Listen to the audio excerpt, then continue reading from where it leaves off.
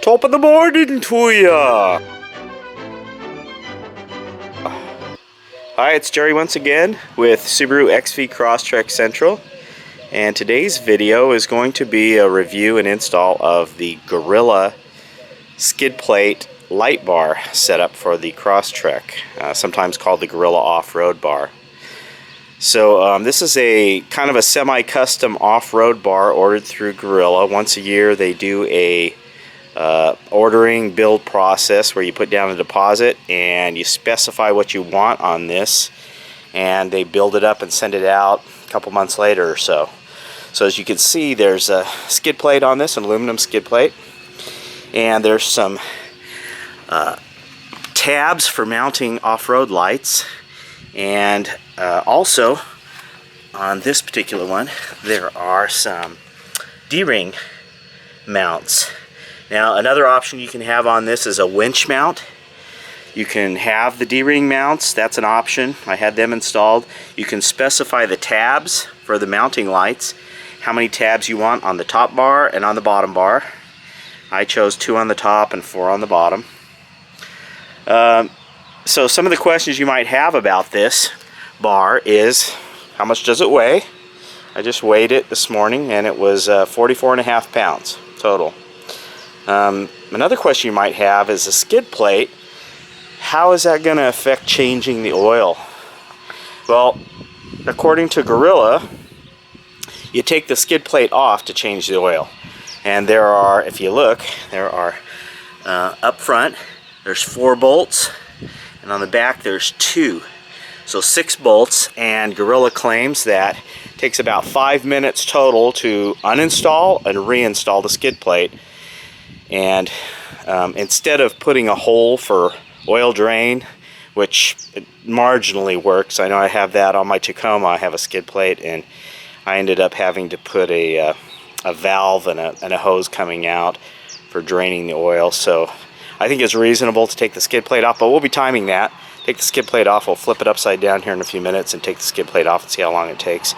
But they would prefer that over drilling a hole in the skid plate and weakening the skid plate, and also allowing a place for rocks or debris to come back up underneath the skid plate towards the engine. So that's their reasoning for not having an oil drain plug access hole.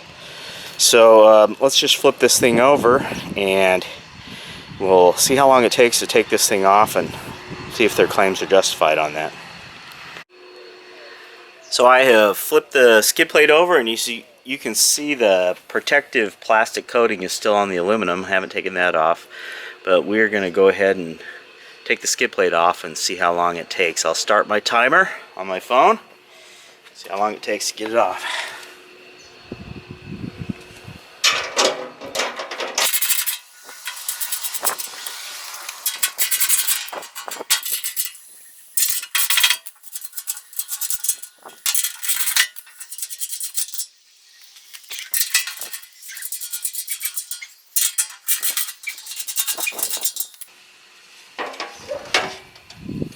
And it's off.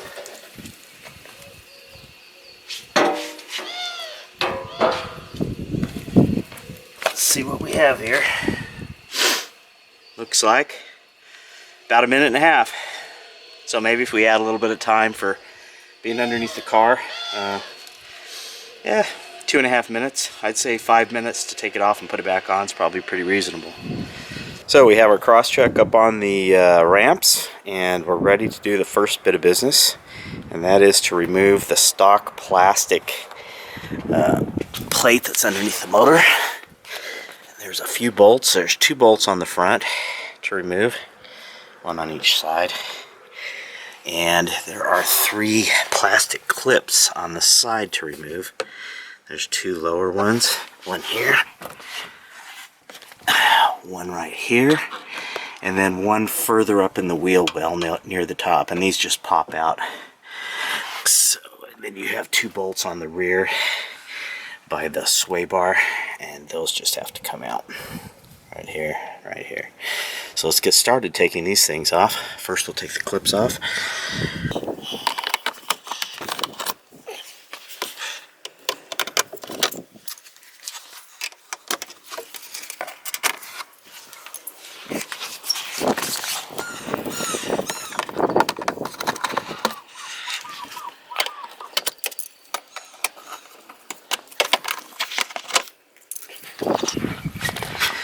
And now the rear bolts.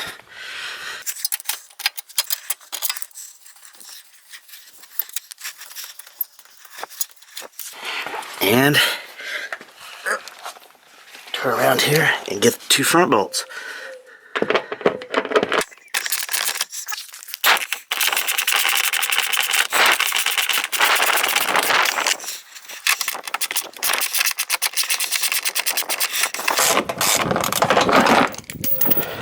And there we go. The little plastic protection, undercarriage protection, is removed off the front. These washers, they go in the front of the car on the toe points. They are supposed to fit behind.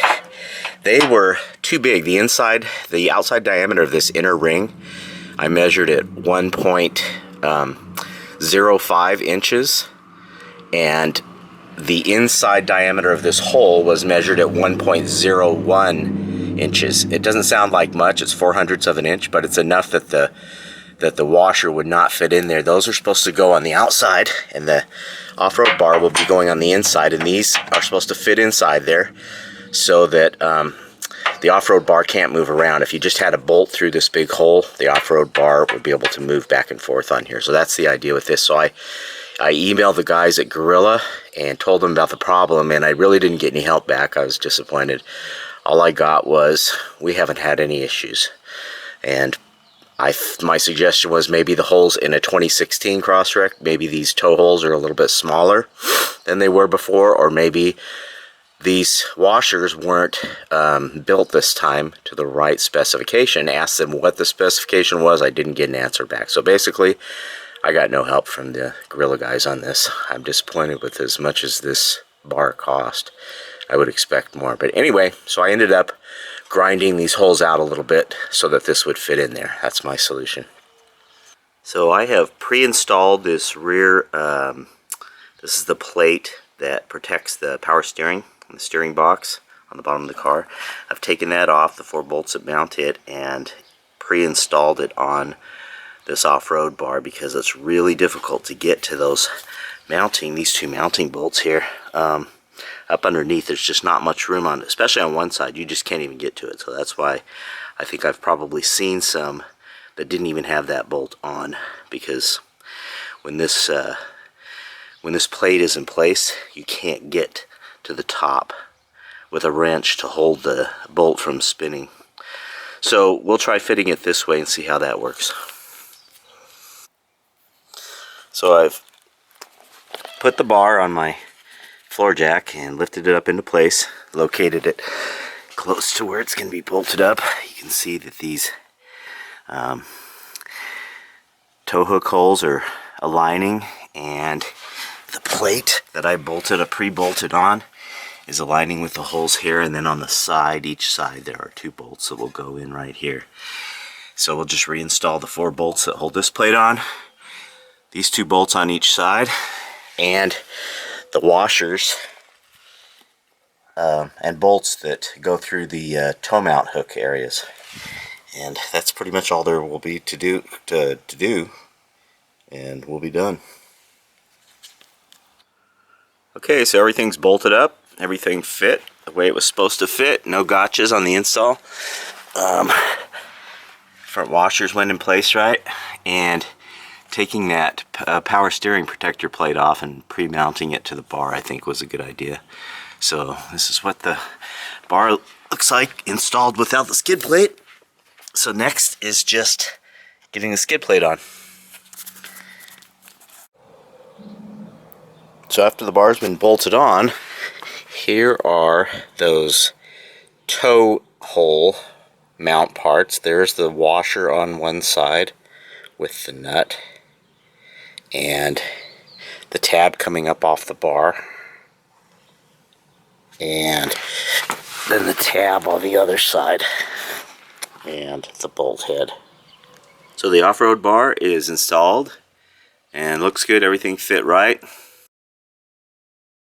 I think it just now needs some lights on it. That's better. Now maybe just some D-rings. Alright, that does it. D-rings and all.